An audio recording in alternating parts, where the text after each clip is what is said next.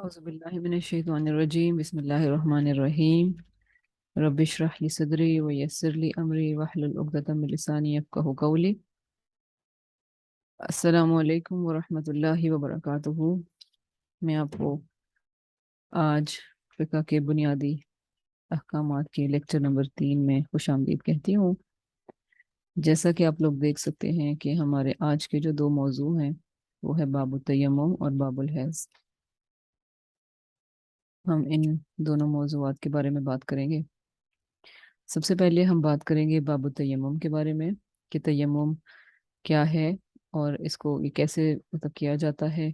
इसको क्या चीज़ें जो तयम्मुम को तोड़ती हैं वगैरह वगैरह, और कंडीशंस क्या हैं कि जिन सूरतों में तयम्मुम को करना ज़रूरी है। तो बेसिकली तयम्मुम का कॉन्सेप्ट सिर्फ तब आता है जब पानी की मौजूदगी ना हो या पानी पानी मौजूद हो, लेकिन इंसान जो कि वज़ू करना वाला है वो इस काबिल ना हो कि वो पानी को टच कर सके, या उसके अंदर इतनी ताकत ना हो बीमारी की वजह से या वगैरह वगैरह। तो जिस आदमी को पानी ना मिले, या वो मुसाफिर हो, कहीं और घर से दूर हो, या जहाँ पर भी हो वहाँ पर पानी से उसका फासला इतना ज़्यादा है कि अगर वो पानी को हासिल करे तो नमाज चली जाएगी। और एक जगह पर यह भी आता है कि 5 किलोमीटर तक उसकी दूरी में है पानी, उसकी रेंज में नहीं है। या फिर ये कि वो मरीज हो और उसको ये लगता हो कि उसका मर्ज जो है वो पानी को टच करने से बढ़ जाएगा। या ऐसा शख्स हो जो कि जुम्बी हो, जिसे एहतलाम हो गया हो, डरे कि अगर उसने पानी के साथ गुस्ल किया तो सर्दी से इसे हलाक कर देगी या इसे बीमार कर देगी। तो ऐसे शख्स को पानी जो है वो उसके बगैर मट्टी के साथ तयम्मुम करना जायज़ है। तरीका तयम्मुम ये है कि तयम्मुम बेसिकली ये करना होता है कि 2 दफ़ा ना टच करना होता है, 2 ज़रबे।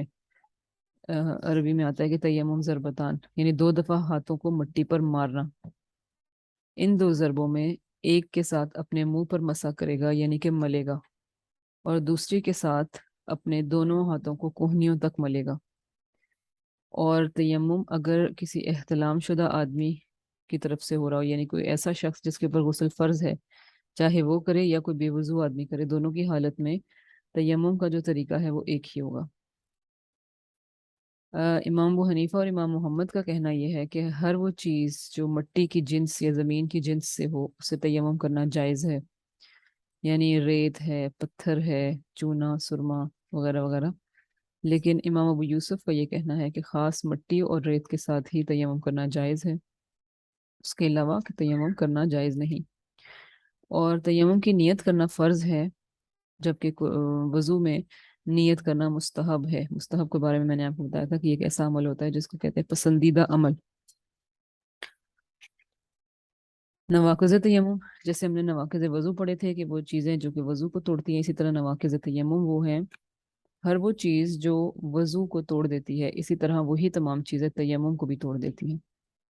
इसी तरह अगर जिस शख्स के पास पानी नहीं था उसने अगर पानी को देख लिया और वो उस पानी को इस्तेमाल करने की कुदरत भी रखता हो तो उसका तयम्मुम टूट जाएगा। और पाक मिट्टी के अलावा किसी चीज़ के साथ तयम्मुम करना जायज़ नहीं है। और वो आदमी जिसे पानी ना मिले, इसे नमाज के आखिरी वक्त में ही अगर पानी मिल जाने की उम्मीद हो, तो ऐसे शख्स को नमाज के आखिर वक्त तक उसको डिले करना मुस्तहब है। लेकिन अगर फिर भी उसको ना मिले तो फिर वो तयम्मुम करके ही नमाज अदा कर लेगा, यानी आखिर में अगर पानी मिल गया तो वज़ू, और अगर नहीं मिला तो तयम्मुम कर लेगा। और फिर अपने तयम्मुम के साथ वो फ़राइज़ नवाफिल नमाजों में से जो चाहे पढ़े। कहते हैं कि अगर कोई शख्स सेहतमंद है और लेकिन वो पानी उसके पास अवेलेबल नहीं है तो भी उसके लिए तयम्मुम करना जायज़ है। या और फिर उसके अलावा कहते हैं कि अगर कोई शख्स ऐसा है कि जब कोई जनाजा आ जाए और उसका जो वाली है, यानी जनाजे का वाली या मालिक, यानी उसके सारे के सारे मामलात को करता धरता, और इसके अलावा कोई और आदमी हो, अब इसे ये खौफ है कि अगर वो तहारत यानी वज़ू करने में मसरूफ़ हो गया तो नमाज जनाजा उससे फौत हो जाएगी। तो ऐसी सूरत में उसके लिए ये जायज़ है कि वो तयम्मुम करके नमाज जनाजा अदा कर ले। और कहते हैं कि वो आदमी जो ईद की नमाज के लिए हाजिर हो, बस वो डरे कि अगर वज़ू करने में मसरूफ़ हो तो ईद की नमाज उससे फौत हो जाएगी, तो ऐसी सूरत में भी तयम्मुम करने की इजाज़त है। اور وہ آدمی جو نماز جمعہ کے لیے آئے خوف کرے کہ اگر وضو کرنے میں مصروف ہوا تو نماز جمعہ اس سے چلی جائے گی، تو وہ وضو کرے۔ اگر وہ نماز جمعہ جماعت سے کچھ پا لے تو اس کے ساتھ پڑھے، اگر نہ پا سکے تو ظہر کی 4 رکعت پڑھے۔ یوں ہی اگر وقت تنگ ہو اور وہ ڈرے کہ اگر اس نے وضو کیا تو وقت اس سے نکل جائے گا، تو ایسا آدمی تیمم نہ کرے بلکہ وضو کرے اور اپنی قضا نماز پڑھے۔ اور مسافر آدمی پانی جب اسے اپنے سامان میں رکھ کر بھول گیا اور اس نے تیمم کر لیا اور نماز پڑھ لی، پھر اسے وقت کے اندر ہی پانی یاد آ گیا، تو حضرت امام ابو حنیفہ اور امام محمد یہ کہتے ہیں کہ اس صورت میں وہ نماز نہیں لوٹائے گا، یعنی ایسے شخص کو دوبارہ نماز پڑھنے کی ضرورت نہیں ہے۔ لیکن امام یوسف جو ہیں وہ یہ کہتے ہیں کہ وہ شخص دوبارہ نماز پڑھے گا، یعنی ایک ایسا شخص جو کہ مسافر تھا اور اس نے اپنے سامان میں پانی رکھا اور وہ بھول گیا اور اس نے تیمم سے نماز پڑھ لی، تو امام محمد اور امام ابو حنیفہ یہ کہتے ہیں کہ اس کو اگر وقت کے دوران ہی یاد آ گیا کہ میں نے نماز تیمم سے پڑھی ہے تو وہ نہیں لوٹائے گا، لیکن امام یوسف یہ کہتے ہیں کہ وہ دوبارہ نماز پڑھے گا۔ اور وہ کہتے ہیں کہ تیمم کرنے والے پر جب تک اس کے گمان پر پانی اس کے قریب ہونے کا غلبہ نہ ہو، اس کے یہاں قریب ہی کہیں پانی ہے، تو اسی صورت میں جب تک وہ پانی تلاش نہ کر چکے اس کے لیے تیمم کرنا جائز نہیں۔ یعنی کوئی مسافر ہے اور اس کو یہ لگ رہا ہے کہ اس کو کہیں نہ کہیں پانی مل جائے گا، تو اس کو چاہیے کہ اپنی طرف سے پوری چھانٹ پٹک کرے اور پھر ڈھونڈے، اور پانی اگر ملتا ہے تو پانی کے ساتھ وضو کرے، تیمم کرے، ورنہ اگر پانی مل گیا تو وضو کر لے۔ اسی طریقے سے یہاں تو اب ہم بات کر چکے ہیں تیمم کی، اور اب ہم بات کریں گے اس کی باب الحیض کی۔ باب الحیض جو ہے وہ بہت زیادہ امپورٹنٹ ہے ہم خواتین کے لیے تو خاص طور پر، اور اس کے مسائل ہمیں ہر آئے دن پرابلمس ہی رہتی ہیں، تو یہ والا جو ٹاپک ہے یہ ہم خواتین کے لیے بہت امپورٹنٹ ہے۔ اس میں یہ ہے کہ سب سے پہلے ہم بات کریں گے کہ وہ کون سی ٹائمنگ ہے جس کو ہم حیض کنسیڈر کریں گے، اور پھر یہ کہ اس میں کیا احکامات ہیں۔ تو حیض کی جو کم سے کم مدت ہے وہ 3 دن ہے، اور انہی دنوں کی 3 راتیں ہیں، اور خون جو اس مدت سے کم ہو تو وہ حیض کا خون نہیں بلکہ وہ بیماری کا خون ہے، یعنی 3 دن سے کم اگر کسی کی بلیڈنگ ہوئی ہے اور 3 راتوں سے کم تو پھر اس کو ہم بیماری کنسیڈر کریں گے۔ اور اسی طریقے سے جو میکسیمم مدت ہے وہ یہ ہے کہ 10 دن سے زیادہ جو بھی خون آئے گا وہ بیماری کنسیڈر ہوگا، یعنی اس کی میکسیمم مدت 10 دن اور منیمم مدت 3 دن ہے، اور جو خون اس سے زیادہ وہ بیماری کا خون ہوگا۔ اور وہ خون جسے عورت سرخی یا زردی یا گولے پن سے حیض کے دنوں میں دیکھے تو وہ تمام کا تمام حیض ہی کا خون ہے، یعنی کہ ڈسچارج کا کلر ڈفرینٹ ہے، چاہے وہ جو بھی کلر ہے تو وہ حیض ہی ہوگا، یہاں تک کہ خالص سفید رنگ ڈسچارج میں نہ آئے۔ اور حائضہ عورت کی جو نماز ہے وہ ساقط ہے، اور روزہ اس پر رکھنا حرام ہے، یعنی نماز وہ نہیں پڑھ سکتی، نماز کا حکم اس سے ہٹ گیا، روزہ رکھنا اس پر حرام ہے، اور روزے کی وہ قضا کرے گی لیکن نماز کی قضا نہیں کرے گی۔ ایسی عورت مسجد میں نہیں داخل ہو سکتی، خانہ کعبہ کا طواف نہیں کر سکتی، نہ ہی اپنے خاوند کے پاس جا سکتی ہے۔ اسی طرح حائضہ خاتون کے لیے اور احتلام شدہ مرد کے لیے قرآن پاک پڑھنا جائز نہیں ہے، اور بے وضو شخص کے لیے تو قرآن پاک کو چھونا بھی جائز نہیں، مگر اس صورت میں کہ وہ اسے غلاف کے ساتھ پکڑے تو جائز ہے، بس جب حیض کا خون 10 دنوں سے کم مدت میں اگر وہ ختم ہو گیا تو اس عورت سے انٹرکورس کرنا یا مرد کے پاس جانا جائز ہے، یہاں تک کہ وہ عورت غسل کرے۔ سوری،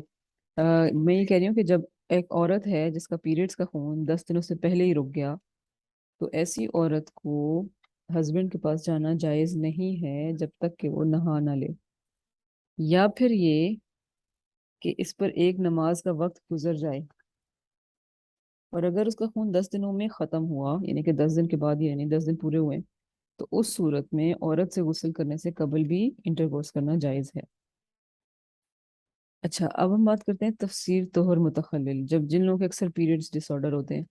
جس میں یہ نہیں پتہ چلتا کہ پاکی کون سی ہے اور پیریڈز کیا کنسیڈر ہوتے ہیں، یعنی ان کی پاکی اور ان کے درمیان مکس ہو رہا ہے، تو حیض کی مدت میں پاکی جب خون کے درمیان خلط ملط ہو جائے تو وہ جاری خون کی طرح ہے،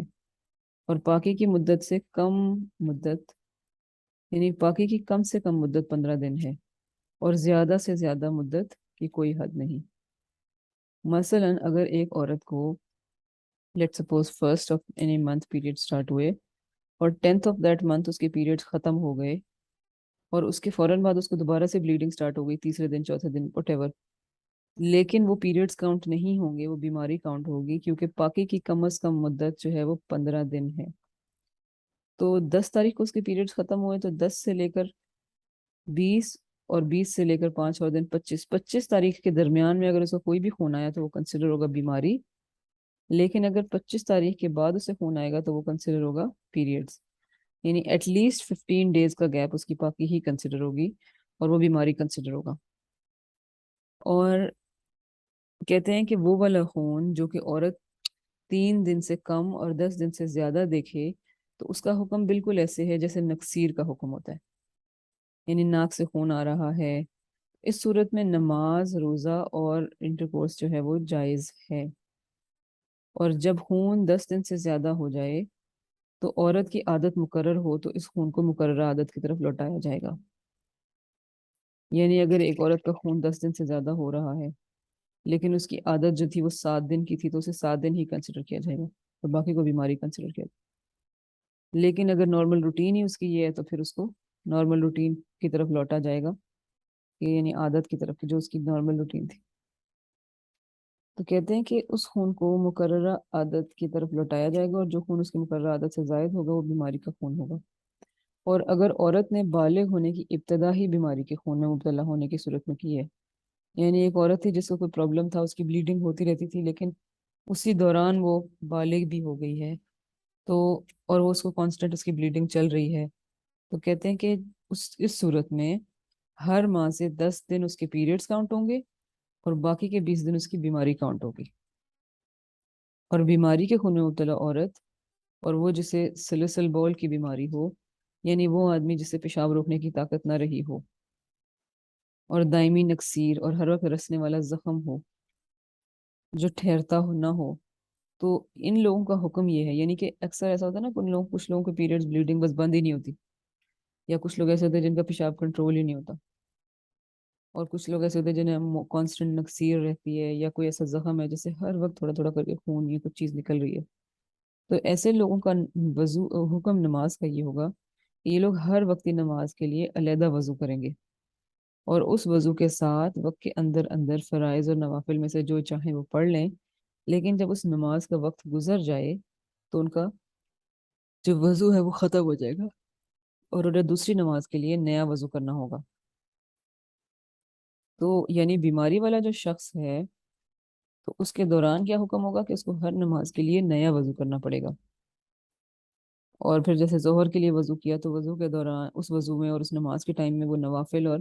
فرائض پڑھ سکتا ہے جو پڑھنا چاہے، لیکن جیسے ہی نماز کا ٹائم گزرا تو اس کا پچھلا وضو کاؤنٹ نہیں ہوگا، اسے نیا وضو دوبارہ کرنا پڑے گا۔ اچھا، یہ تو ہو گئی ہماری پیریڈز کی بات۔ اب ہم بات کرتے ہیں نفاس کی۔ نفاس وہ خون ہوتا ہے جو بچے کی پیدائش کے بعد ہر عورت کو آتا ہے، 40 دن کی اس کی میکسیمم مدت ہے۔ تو نفاس وہ بچے کی پیدائش کے بعد نکلنے والا خون ہے، اور وہ خون جسے حاملہ عورت دیکھے، اور وہ عورت بچے کی پیدائش کی حالت میں بچے کے پیدا ہونے سے پہلے دیکھے، وہ بیماری کا خون ہے۔ ٹھیک ہے، بچے کے پیدا ہونے سے پہلے جو بھی خون آ رہا ہے وہ بیماری کا خون ہے، وہ پیریڈز یا وہ نماز کو ساقط نہیں کرے گا۔ اور نفاس کی کم سے کم مدت کی کوئی حد نہیں، لیکن اس سے زیادہ زیادہ مدت 40 دن ہے، یعنی کم سے کم مدت سے مراد یہ ہے کہ 10 دنوں بعد ہی اگر اسے کمپلیٹ وائٹ ڈسچارج آ رہا ہے تو وہ نماز پڑھ لے گی، بس شرط یہ ہوتی ہے کہ بالکل وائٹ ڈسچارج ہونا چاہیے۔ اسی طرح اس کی زیادہ سے زیادہ مدت جو ہے وہ 40 دن ہے، اور جو خون اس سے بھی زائد ہو تو وہ بیماری کا خون کنسیڈر ہوگا، یعنی وہ بھی پھر ہر نماز کے بعد ہر نماز کے لیے نیا وضو کرے گی، بلیڈنگ چاہے ہوتی رہے، لیکن یہ ہے کہ کپڑوں پر کوئی ایسا داغ نہیں ہونا چاہیے، کیونکہ ظاہر ہے کہ وہ کپڑوں کو ناپاک کر دے۔ اور جب خون نفاس 40 دن سے بھی زیادہ ہو جائے، اور وہ عورت ایسی ہے جو اس سے پہلے بھی بچہ پیدا کر چکی ہے اور اس کی کوئی مقررہ عادت بھی ہے پرانی بھی، تو پھر اس کو اس کی عادت کے دنوں پر لوٹایا جائے گا، یعنی 40 دن سے زیادہ، پہلے بچے کی باری بھی اس کو 40 دن سے زیادہ ہی خون آیا تھا اور ابھی بھی 40 دن سے زیادہ ہی آ رہا ہے، تو اس کا مطلب ہے کہ اس کی نارمل عادت ہی یہی ہے، تو پھر اس کو وہ بیماری کنسیڈر نہیں کریں گے بلکہ اس کو نارمل نفاس کنسیڈر کریں گے اور اس میں نماز ساقط کا حکم لگے گا۔ اور اسی طرح اگر کوئی اس کی مقررہ عادت نہیں ہے تو پھر نفاس کا جو خون ہے وہ 40 دن تک ہی ہوتا ہے، یعنی اگر اس کے بعد کچھ ہو رہا ہے تو اس کو بیماری ہی کنسیڈر کریں گے۔ اور وہ عورت جس نے ایک ہی پیٹ سے دو بچوں کو جنم دیا، یعنی کہ ٹوینس کا پیدا ہوئے، تو حضرت امام ابو حنیفہ اور امام ابو یوسف کے کہنے کے مطابق یہ ہے کہ اس عورت کا نفاس وہ والا خون ہوگا جو پہلے بچے کی ولادت کے بعد نکلے،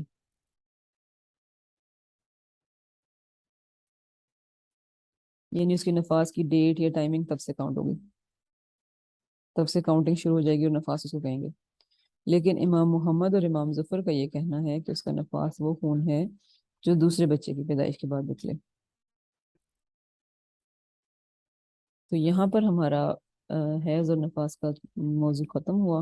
ہم اگلے ہفتے نئے موضوع کے ساتھ حاضر ہوں گے۔ میں امید کرتی ہوں کہ آج کے اس موضوع میں کوئی اشکال نہیں ہوا ہوگا، چاہے کیونکہ بہت زیادہ امپورٹنٹ ہے، تو اس کے اوپر اگر آپ کو کوئی اور ڈیٹیلز چاہیے یا کوئی کوشچن ہے تو کائنڈلی اس کو پلیز ان باکس کر دیجیے گا۔ اگلے ہفتے تک کے لیے اللہ حافظ۔